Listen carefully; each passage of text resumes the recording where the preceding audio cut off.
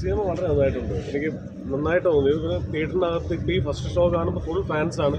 അപ്പോൾ ഓരോ സീനും കൈയടിയും ഡയലോഗും ഓരോ ഡയലോഗിനും ആർപ്പുവിളിയും ഒക്കെയാണ്. അപ്പോൾ അങ്ങനെ ഒരു ഞാൻ കുറേ നാൾ കൂടിയിട്ട് അങ്ങനത്തെ ഒരു ഫാൻ ഷോ കാണും.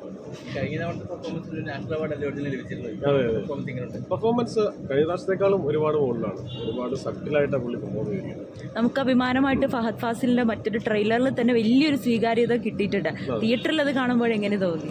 തിയേറ്ററിൽ ഞാൻ ഫഹദിനും ഈ പറഞ്ഞ പോലെ അല്ലുവിന് എത്രത്തോളം കൈയടിയുണ്ടോ അതിനേക്കാൾ കൂടുതലാണ് ഇവിടെ കേരളത്തിൽ. അറിയാമല്ലോ, നമ്മളിപ്പോൾ ഈ തിയേറ്ററിൽ ഞാൻ കണ്ടപ്പോൾ അങ്ങനെയായിരുന്നു. ഫഹദിനെ കാണിക്കുമ്പോൾ മുതൽ ക്യാരക്ടർ അവസാനിക്കുന്നവരെ ഫഹദിൻ്റെ ഓരോ ഡയലോഗും ആൾക്കാർ കൈയടിക്കുകയും പ്രത്യേകിച്ച് ഇൻ്റർവൽ സീനൊക്കെ വളരെ മരണമാസമായിരുന്നു.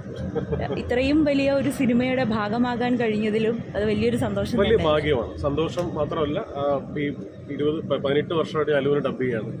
സോ ഇതാണ് ഏറ്റവും ബെസ്റ്റ് പെർഫോമൻസ് ഏതാണെന്ന് ചോദിച്ചാൽ പുഷ്പ 2-ലാണ് ഏറ്റവും ബെസ്റ്റ് പെർഫോമൻസ്. ഏറ്റവും സട്ടിലായിട്ട് ബിഹേവ് ചെയ്തിരിക്കുന്നതും ഈ സിനിമയിലാണ്. എല്ലാ ലാംഗ്വേജിലുള്ള ആളുകൾക്കും ആസ്വദിക്കുന്ന രീതി തന്നെയാണ് അങ്ങനെ തന്നെയാണ് ഉണ്ടാക്കിയിരിക്കുന്നത്. എനിക്ക് അതിനകത്ത് സുകുമാർ സാറിനെയാണ് ഏറ്റവും കൂടുതൽ അപ്രീഷിയേറ്റ് ചെയ്യേണ്ടത്. നമ്മൾ ഡബിങ് തിയേറ്ററിൽ കാണുമ്പോൾ വർക്ക് ആകുമെന്ന് സംശയം ഉണ്ടായിരുന്ന സീനുകളൊക്കെ ഉണ്ട്. അത് ആൾക്കാർ അത്തരം സീനുകൾ തുടങ്ങുമ്പോഴേ കൈയടിക്കുകയും കറക്റ്റ് ഒരു ഓഡിയൻസിൻ്റെ പൾസ് ശരിക്കും മനസ്സിലാക്കിയിട്ടുള്ള ഒരു ഡയറക്ടർക്ക് മാത്രം ചെയ്യാൻ പറ്റുന്ന കുറേ അധികം സീൻസ് ഈ സിനിമയിലുണ്ട്. Thank you so much. അപ്പോൾ നിങ്ങളെല്ലാവരും കണ്ടിട്ട് ബാക്കി നിങ്ങൾ പറയും. Thank U.